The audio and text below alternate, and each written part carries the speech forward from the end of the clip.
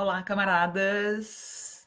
Estamos aqui para o nosso Papo Cabeça da semana, esse espaço onde a gente fala de cultura, para fugir um pouquinho da política, né? Ninguém aguenta mais tanta política no dia a dia. Se bem que não dá para fugir muito da política, né? Que ela invade todos os espaços das nossas vidas e se a gente não ligar para ela, a coisa piora. Mas nesse espacinho aqui de 40 minutos semanais, a gente faz um esforcinho para falar um pouco de cinema, séries, livros e alimentar um pouco o nosso espírito nesses tempos obscuros que estamos vivendo no Brasil.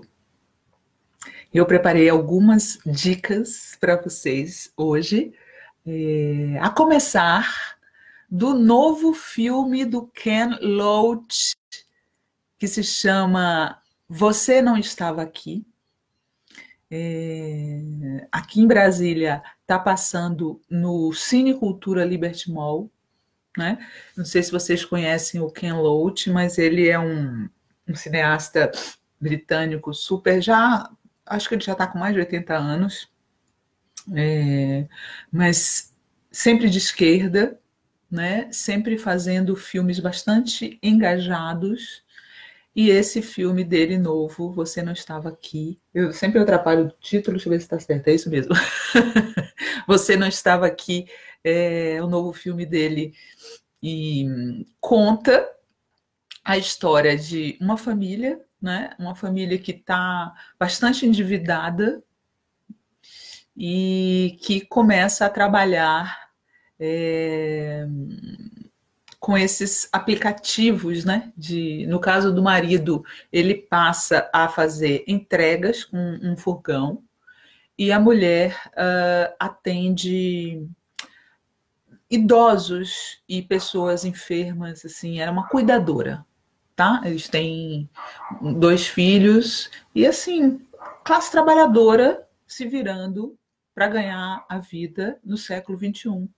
E aí a gente vê muito a precarização completa do trabalho, né? A gente está vivendo uma volta ao que era o mundo antes do aparecimento do socialismo, né? Porque todas essas conquistas, pouca gente sabe hoje em dia, né? A ignorância é tal, pouca gente sabe que antes de o socialismo aparecer, não existia 8 horas de trabalho, 8 horas de sono e 8 horas de lazer, né? Essa é a ideia da jornada de 8 horas que agora está acabando. E o filme mostra isso, que o casal mal vê suas crianças, trabalha o tempo inteiro, sem parar, uma coisa assim esgotadora. A mulher é uma coisa mais linda, nossa, é uma pessoa assim maravilhosa. Eu fiquei encantada com a personagem da mãe da família no filme do Ken Loach. Ela trata as pessoas que ela cuida, ela fala como se fosse a minha mãe, ela diz, né? E aí você vê que é uma pessoa que está tratando aqueles idosos e pessoas enfermas com o maior carinho do mundo, com a maior consideração do mundo. Não é só trabalho para ela. Só que ela está esgotada, porque para poder conseguir sobreviver, ela pega várias pessoas para cuidar, né? Porque é assim que funciona. Não sei se vocês viram que circulou aqui no Brasil essa semana um aplicativo de faxina, né? Que as pessoas estão oferecendo R$ 20 para uma faxineira, um aplicativo desses, né? Faxina Express, R$ 20. Aí a pessoa vai lá, entra, se cadastra numa agência dessas para ganhar R$ 20. Você não paga nem o transporte, né? Isso é uma verdadeira loucura, isso daí. Eu particularmente achei o filme um pouco esquemático, né? Achei os personagens muito planos, assim. Então, por exemplo, o cara que contrata o o protagonista do filme, né, para poder fazer o transporte, ele é um cara fortão, meio brutão, meio ignorantão. Eu achei que faltou um pouco de nuances, mas é a vida real. A gente até tem a impressão de que ele trabalhou com atores amadores, né, porque é bastante convincente, mas não, são atores mesmo, mostrando o que é o mundo do trabalho por aplicativo, né? Ontem à noite eu estava voltando para casa com meu filho, acho que já era 11 e pouco da noite, e a gente subindo assim uma ladeira, debaixo de chuva, um rapaz com aquele Uber Eats de bicicleta, o Era iFood, sei lá. Eu não sei, que eu nunca pedi, vocês sabem que eu gosto de cozinhar, então eu nunca pedi comida em casa. Não gosto de pedir nem pizza, porque eu acho que quando sua, a caixa sua, a pizza fica com uma porcaria. Prefiro fazer minha pizza em casa, e enfim, nunca pedi, mas aquela pessoa subindo a ladeira de noite, 11 horas, bicicleta, chuva, é o retrato do que virou o trabalho no século XXI, né? Assim, nem em nossos piores pesadelos. Porque quando eu era adolescente, comecei a me interessar por ler sobre socialismo, eu me lembro que uma das propostas do socialismo para que melhorar a vida do trabalhador e para que mais gente pudesse ter emprego, era que justamente tivesse menos horas de trabalho para que mais gente trabalhe, certo? Não, o que aconteceu foi exatamente o contrário. A gente está voltando para a época do pré-revolução industrial, da época da revolução industrial, que as pessoas trabalhavam 14 horas por dia. Sabe? Criança trabalhando. Hoje eu vi que tem um projeto daquele Kim Kataguiri que é para reduzir a idade da pessoa começar a trabalhar para 14 anos. Eles querem isso, eles querem trabalho infantil de volta, eles querem grávidas trabalhando em local insalubre, ou seja, eles querem... É um desejo muito louco. Eu fico muito impressionada, porque ao mesmo tempo que eles se dizem modernos, que eles se dizem, nos chamam de atrasados, eles querem o tempo inteiro que a gente vá para trás, né? Eles têm saudade da ditadura, eles têm saudade da época que criança trabalhava, eles têm saudade da época que grávida trabalhava em local insalubre. Sim, sabe? Hoje circulou um vídeo dele de um cara vestido como se fosse da época das cruzadas, chamando para a manifestação do dia 15. Então, é um pessoal fincado no passado. E eu acho que a precarização do trabalho diz muito sobre essa visão aloprada de futuro que a direita, a extrema-direita e a direita liberal têm, né? Porque não é só a extrema-direita. A direita liberal é a mesma coisa, eles aplaudem a precarização do trabalho, tanto é que votaram a favor da reforma trabalhista, da deforma trabalhista do Temer, né? Então fica aí a dica para vocês. Você Não Estava Aqui, do Ken Loach. Aqui em Brasília está passando no Cine Cultura Liberty Mall. Outra dica que eu queria dar para vocês é uma série que eu me diverti muito no Netflix, porque eu fui criança nos anos 70. E a série é sobre uma família com crianças nos anos 70. É uma família católica, e pelo fato de ser católica, né, que antigamente os católicos diziam, não sei se existe essa proibição ainda, eu acho, de não poder usar métodos anticoncepcionais. Então os católicos eram famosos por ter muitos filhos, né? Tem até uma cena do filme do Monty Python, acho que é O Sentido da Vida, que tem uma mulher que tem vários filhos, um atrás do outro, não param de nascer crianças e tal. Esse filme é mais ou menos isso, porque a mulher tem 8 filhos, todos meninos. E aí a série, o nome é As Crianças Estão Bem. A série mostra o que é criar 8 garotos, né? Coisa que hoje em dia pouca gente sabe, porque as famílias são pequenas. E é muito engraçado. Eu achei muito divertido. E dá para a gente assistir com os nossos filhos, né? A mãe, ela tem uma coisa assim meio malvadinha, engraçada, sabe? E depois vocês assistem e comentam comigo.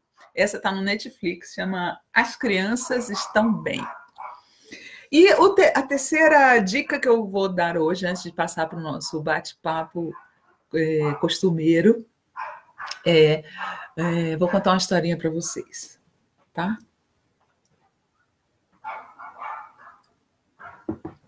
Nessa série, eles falam que nos anos 70, quando a gente era criança, os pais não tinham muita noção de cuidados com as crianças, deixavam as crianças meio largadonas. É um pouquinho verdade isso, né? Então, por exemplo, não tinha cinto de segurança no carro, não tinha. A gente andava soltão, assim, no banco de trás, fazendo a maior zona. Era muito... Pensando retrospectivamente, podia ser perigoso, mas era engraçado, né? Eu lembro que meu pai, a gente tinha... Nós éramos 3 nessa época, depois viramos 5. Mas aí meu pai, às vezes, ficava com o braço virado para trás para beliscar quando a gente brigava. Então, imagina a pessoa com a mão só, crianças no banco de trás soltas, e a outra mão beliscando a perna das crianças brigando. Enfim, bem anos 70. E meu pai, ele adorava cinema, ele era bastante cinéfilo e passou esse amor. Minha mãe também continua sendo bastante cinéfila, e ele passou esse amor para os filhos dele, né? E aí, quando a gente era... E ele adorava alguns filmes, ele tinha, assim, um fetiche por alguns filmes. Um deles era Os Miseráveis, aquela versão de 1932, acho que é 32, preta e branca, que passava, assim, tipo no Corujão, e aí ele botava aquelas crianças pequenininhas para ver com ele até... Imagina a criação, né? Por isso que eu estou mencionando a série. Imagina a criação, você botar as crianças vendo o Corujão até as 2 da manhã do dia de semana, assistindo Os Miseráveis. E tinha outro filme que ele adorava também e que eu vi pequenininha, que era Psicose, de Alfred Hitchcock, que meu pai amava Alfred Hitchcock, e principalmente Psicose. Então, a cena é essa. Crianças pequenas sentadas no sofá assistindo Psicose com o pai na madruga. Era muito bom, gente. Vocês podem achar que não é politicamente correto, que pode até não ter feito bem para as crianças. Hoje em dia é capaz até do conselho tutelar chegar lá e dizer assim, meu Deus, vamos tirar essas crianças desse homem. Mas, ai, saudade do meu pai. E era maravilhoso assistir filme com ele. Então, eu separei aqui um livro que eu vou dizer para vocês que é um dos grandes fetiches da minha vida, esse livro. E acredito que deva ter ainda à venda, não sei. Eu sei que eu já comprei ele várias vezes, já dei de presente várias vezes e sempre quero tê-lo na minha casa, que é este livro aqui. Truffaut Hitchcock.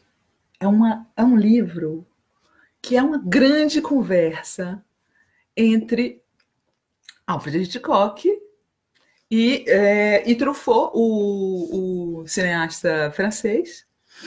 E aí eles falam sobre cinema. E aí tem milhões de fotos. Estão vendo? Tem aquela cena clássica de Psicose, mostrada frame a frame, que é uma coisa assim maravilhosa. E tem todos os grandes filmes de Hitchcock comentados pelo Hitchcock e pelo Truffaut, né? Então, assim, é uma joia esse livro, que você pode fazer uma economia, que eu não sei quanto ele custa, para criar. E aí tem aqui, achei, vou mostrar para vocês. A famosa cena do banheiro, frame a frame, lembram? Que aí vem a mulher para matar a atriz principal, como era o nome dela mesmo? Janet Leigh. E ela estão vendo? E o Hitchcock fez, imaginem, ele fez esse filme em preto e branco para não chocar as pessoas com aquela sangueira desatada justamente no banheiro da psicopata matando a moça.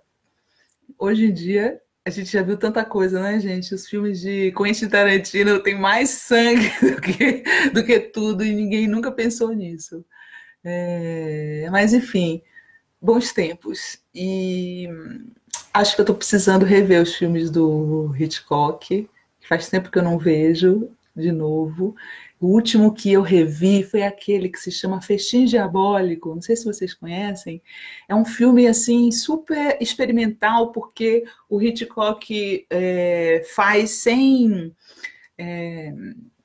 filmado direto, como se fosse teatro, né? Então, cada vez que ele tinha que trocar o rolo da câmera, ele focava as costas, por exemplo, de um dos personagens e trocava, mas assim, não tem edição, o filme é feito sem edição. Maravilhoso. Esse tipo de coisa eu acho que a gente precisa fazer para nos conectar novamente com as coisas boas da vida, né? Porque tá duro, hein, gente? É só coisa ruim acontecendo, e eu queria muito relembrar, acho que eu vou reler inteiro esse livro do Hitchcock com Truffaut, maravilhoso. Bora para o nosso bate-papo? Vamos lá.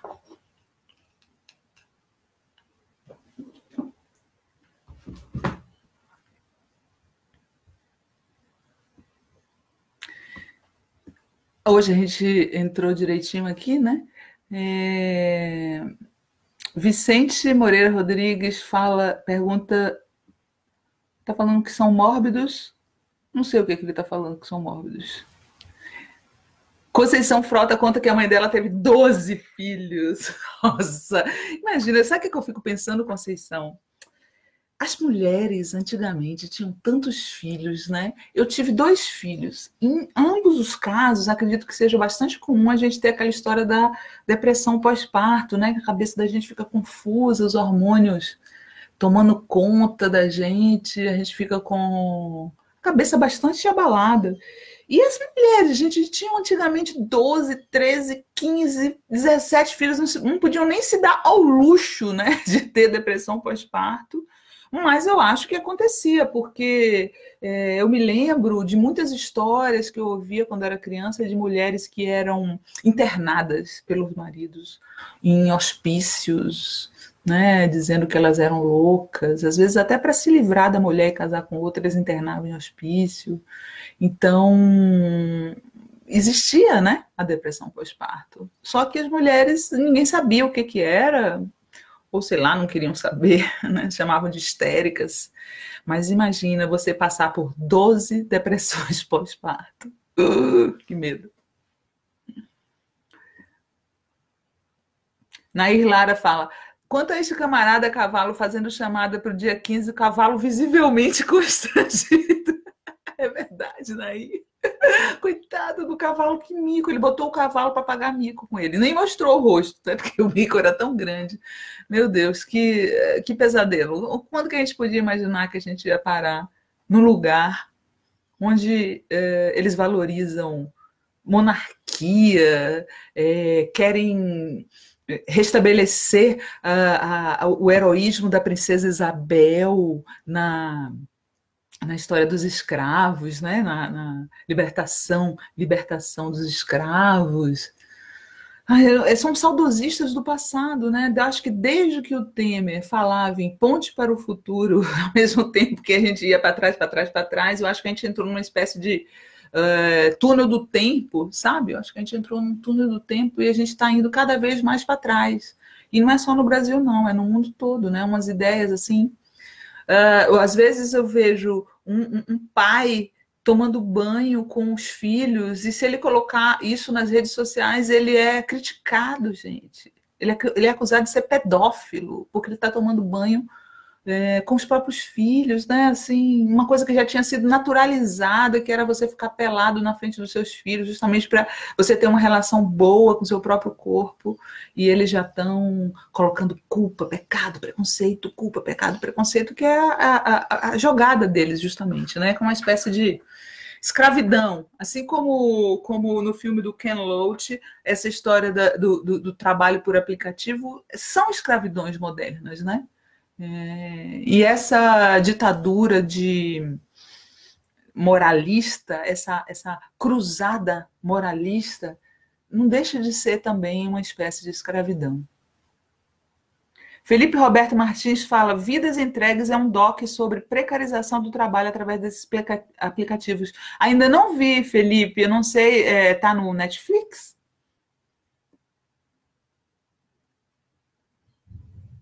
Ah, o Vicente aqui está esclarecendo sobre quem que ele estava falando. Sobre Kim Kataguiri.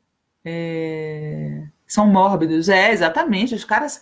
Eu fico impressionada porque parece que tem um componente sádico na direita, né? Parece que eles não só querem criminalizar a pobreza, como eles sentem um prazer sinistro em ver o pobre se ferrar, trabalhar cada vez mais, ser escravizado cada vez mais. É uma coisa assim meio doentia, né? Tipo o que aconteceu essa semana, foi revelado que o Bolsonaro está dando cada vez menos Bolsa Família para os nordestinos, né? Ele está deixando os recursos do Bolsa Família todos para o Sul e para o Sudeste. Então, assim, é um ódio pelos nordestinos, né? Uma vontade de vingança, porque o nordestino hoje está se mostrando um eleitor consciente, né?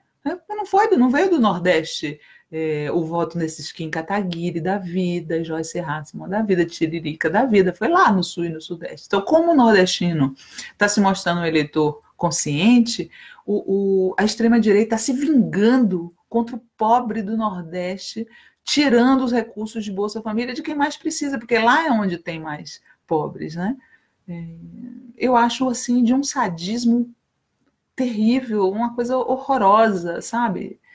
Ao mesmo tempo que eles têm todo um discurso de meritocracia, né, que o pobre que trabalha vai sair da pobreza, eles fazem de tudo para que o pobre se ferre, né? Não só sem dinheiro do Bolsa Família, como trabalhando de forma precária, trabalhando 14 horas por dia. Eles não querem, né, trabalhar 14 horas por dia.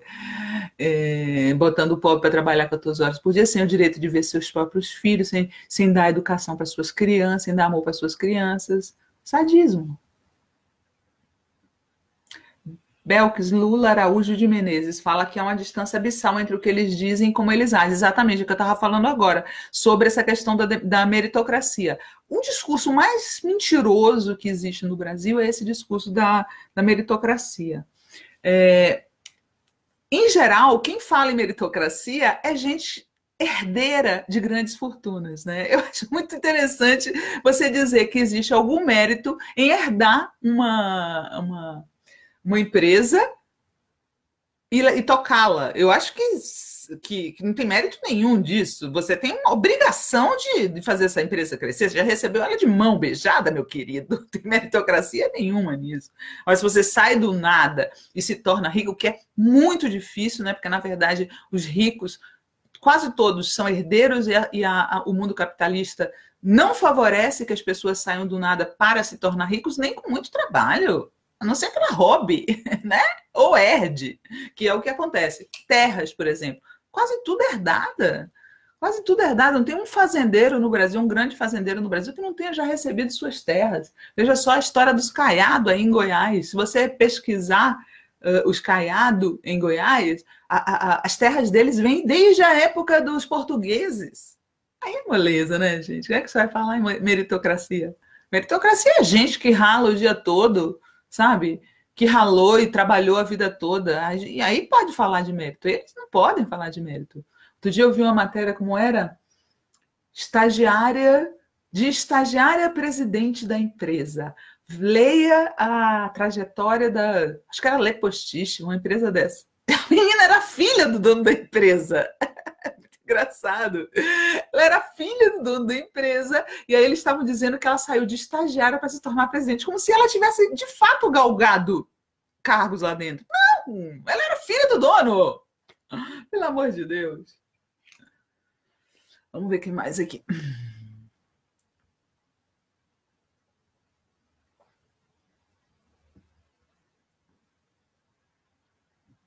Ah, sim, o projeto do Kim de reduzir a idade mínima para trabalhar, gente. É impressionante. Agora, os filhos deles, eles não querem que trabalhe tão cedo, né? Querem que dê uma passeadinha na Europa, né? Ah, meu filho, eu vou deixar ele entrar na faculdade depois. Ele precisa conhecer o mundo antes. Agora, o filho do pobre, não, tem que trabalhar desde pequenininho, né? Tem que botar ele para trabalhar na lavoura aos 2 anos de idade, já pode ajudar a família. 3, 4, que infância é essa, né? Aí eu digo que a gente volta ao passado, né? Porque A gente estava olhando, eu e uma amiga ontem, as fotos das pessoas do passado. Com 40 anos elas já pareciam velhas, né? Eu peguei as fotos de dois escritores portugueses, Mário de Sá Carneiro e Fernando Pessoa, né? Mário de Sá Carneiro morreu com 26 anos e Fernando Pessoa morreu com 47 anos. Se você olhar as fotos de Mário de Sá Carneiro, parece que ele tinha 40 e Fernando Pessoa, você lembra daquela foto famosa dele andando no Chiado, andando nas ruas de Lisboa? Ele tinha 47 anos, parecia ter mais de 60. Então as pessoas envelheciam muito por quê? Porque elas não tinham infância, elas começavam desde pequenas, já trabalhavam, e é isso que eles querem para os pobres, né? Que trabalhem desde pequenininho, porque isso vai fazer eles, quando chegarem à idade madura, serem ricos, né, gente?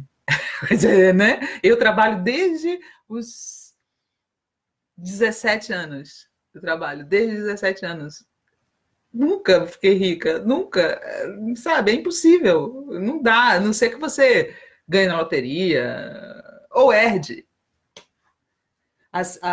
Toda vez que eu vejo aqueles levantamentos da Forbes, as mulheres mais ricas do mundo, viúvas, filhas, não dá, né? Não dá para você falar em meritocracia desse jeito. Deixa eu ver o que mais. Tem mais alguma pergunta? Vocês viram algum dos filmes que eu sugeri nas semanas passadas? Queria muito ver o feedback de vocês para os filmes. E a nossa nova secretária de Cultura? Brincadeira, né, gente? Pelo amor de Deus, como é que a gente ia pensar que ia decair tanto? Você sabe o que eu fiquei pensando sobre a Regina Duarte? Eu até gravei um vídeo sobre a Regina Duarte para o TV Afiada. Depois eu jogo aí na página quando ficar pronto. Mas eu não coloquei isso no vídeo, então vou comentar com vocês aqui. A Regina Duarte parece que é uma pessoa que tinha recalque da esquerda, né? Eu acho que ela se sentia assim inferior, talvez, que a esquerda não dava valor a ela intelectualmente, sei lá, e aí ela ficava, agora eu estou me sentindo valorizada pelo Bolsonaro, agora eu posso mostrar o valor que eu tenho, que a esquerda nunca viu. Parece que ela tem um certo recalque, né? E aí você viu que aquela posse dela, Michuruca, tinha meia dúzia de artistas, assim, o mais importante era aquele aloprado do Carlos Vereza, aquela pessoa que vive no mundo... Nossa, ele é um ótimo ator, Carlos Vereza. Excelente, um dos melhores atores do Brasil, sem dúvida. Deixa eu mudar aqui a posição da luz. Tá fazendo sombra. Acho que agora tá melhor. O Carlos Vereza é um grande ator, mas ele é um cara que tem umas ideias muito alucinadas, ele não parece uma pessoa assim que bate bem, né, gente? Vamos ser francos. Ele faz as coisas que ele fala nas redes sociais, pelo amor de Deus. E a Regina Duarte chamou ele para trabalhar, com ela. Vocês imaginam que loucura que não vai ser. E aí, na posse dela, nem a filha foi, que é a atriz Gabriela Duarte. Achei estranho. Foi ele, né, o Vereza, foi a Maria Paula, aquela que era casada com o filho da Marta Suplicy, e foi também aquela atriz Mila Christie, eu lembro vagamente, nenhum papel relevante. E esses foram as grandes personalidades presentes na posse da Regina Duarte. E aí eu fiquei pensando na posse do Gil, né? Que distância, meu Deus do céu, como decaímos tanto. Bom, vamos lá.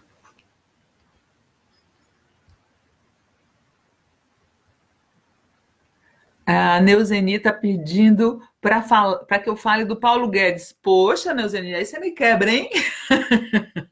Eu, primeiro que nem sou tão entendida assim em economia, vi que ele andou falando de um PIB do B, né? Para poder disfarçar o PIBinho deles, eles criaram um PIB privado, PIB do B. palhaçada, pura palhaçada.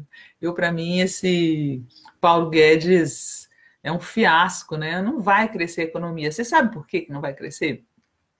Porque em lugar nenhum do mundo políticas neoliberais resultaram em crescimento de nenhum país ou ou diminuição da desigualdade, né? As políticas neoliberais, elas tendem à recessão. Acontece em toda parte. Toda vez que eles implantam a agenda neoliberal, a economia entra em recessão. E aí o que acontece é que os especuladores da Bolsa ganham muito dinheiro, enquanto o povo se ferra. Aconteceu agora na Argentina. Agora, acabou de acontecer, e é por isso que o Macri perdeu. Porque as pessoas, os aposentados perderam dinheiro, a carne ficou caríssima, né? Enfim, essa fórmula não funciona. E principalmente para nós, que somos países em desenvolvimento. Como eu disse para vocês, eu não sou uma grande especialista em economia, mas também não sou nenhuma cega para não estar vendo o que é o que está acontecendo, né? Cada vez mais gente na rua pedindo esmola, né? Coisa que a gente não estava vendo mais. Enfim, as perspectivas são difíceis.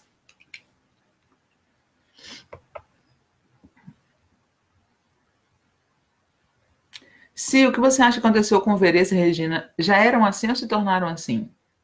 Porque o Vereza não era assim, né? Eu não sei. Eu acho o Vereza um pouco diferente da Regina Duarte. Porque a Regina Duarte, se você for olhar bem, ela tá assim há muito tempo, né? Aquele vídeo que ela gravou com medo do Lula já tem 18 anos. Então, não é de se estranhar que ela tenha se tornado bolsonarista. Agora, o Vereza me parece mais uma coisa assim, meio fora do normal. Não sou nenhuma psiquiatra, não vou fazer nenhum diagnóstico dele, mas ele fala umas coisas que realmente. Ó, entra aí na página dele no Facebook, ele fala coisa, Vereza. É uma pena, porque ele é um grande ator. Agora, eu acho o seguinte, gente, também vou dizer para vocês. A gente precisa normalizar essa história da pessoa se tornar reaça também, né? Porque acontece. Algumas pessoas se tornam reaças. Tem gente que se espanta com a Regina Duarte, que era namoradinha do Brasil, ter virado reaça. A Brigitte Bardot, que era namoradinha do mundo, virou reaça. Às vezes a pessoa, quando fica velha, vira reaça. Fazer o quê? Eu não vou ficar patrulhando ninguém, não. Minha questão é coerência, sabe? Eu vou ficar cobrando coerência das pessoas e a Regina Duarte, que parecia tão preocupada com a democracia, apoiar um governo de extrema-direita, me parece super incoerente. Então, isso eu vou cobrar. Agora, o fato de ela se ter se tornado reaça é problema dela. Agora, eu vou dizer para vocês. Eu desejo de todo o coração que a Regina Duarte apanhe tanto dentro do governo que ela saia de lá e grave um vídeo assim. Eu tenho medo do Bolsonaro. Não ia ser engraçado?